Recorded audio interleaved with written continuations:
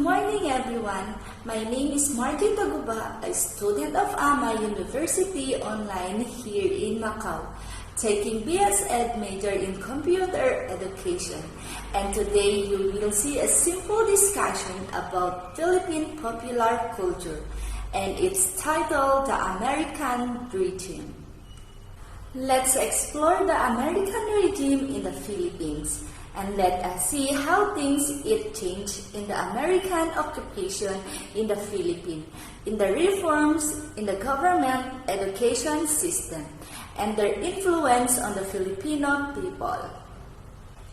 Americans aimed to colonize the Philippines because they saw the country as a potential market for American products and a new source of cheap raw materials. They also found out that the Philippines is in a very strategic location to serve as its base to control the entire Pacific and other countries. American rule in the Philippines started with a military government under by General Wesley Merritt in August 14, 1898. Then was succeeded by General Elwell Otis on August 29, 1898 to 1900. And who was then succeeded by General MacArthur on May 5, 1900 to 1901.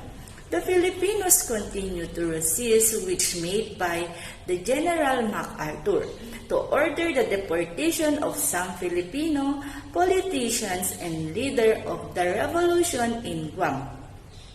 For the reason of supporting the Guerrilla War, the deported Filipinos were Apolinario Mabini, Pablo Ocampo, Julian Herona, General Artemio Ricarte, Maximo Hison, Pio del Pilar, and Mariano Linera.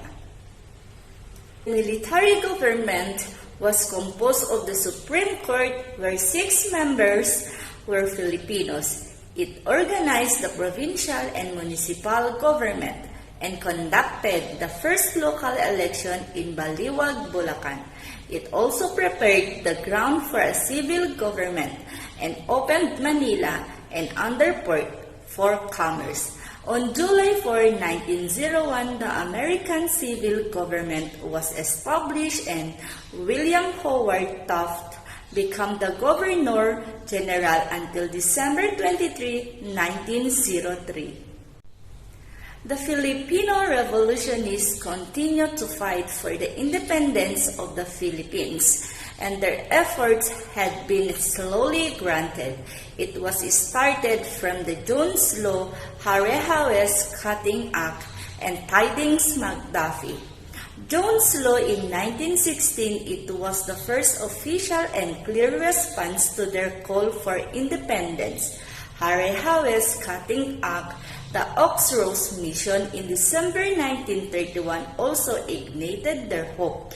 Sergio Osmeña and Manuel Rojas went to the United States, and we were able to secure a passage of an independence bill. Tidings-McDuffie Act allowed for a 10 years transition under a Philippines Commonwealth in preparing for the granting of freedom. And finally, on July 4, 1946, the United States granted the Philippines independence. The Americans brought many developments to the Philippines. Gabaldon Act 1907 provided the allocation for the construction of the public school in the Philippines. Thomas Haidt, the American soldiers, were the first teacher for the Filipino people during the American regime, and the young and intelligent Filipinos were granted government scholarship, and thus they were called pensionados, and were sent to the United States to study in big college and university, and some of them became a teacher and leaders in the Philippines. That's all for today. Thank you for your listening. Bye-bye!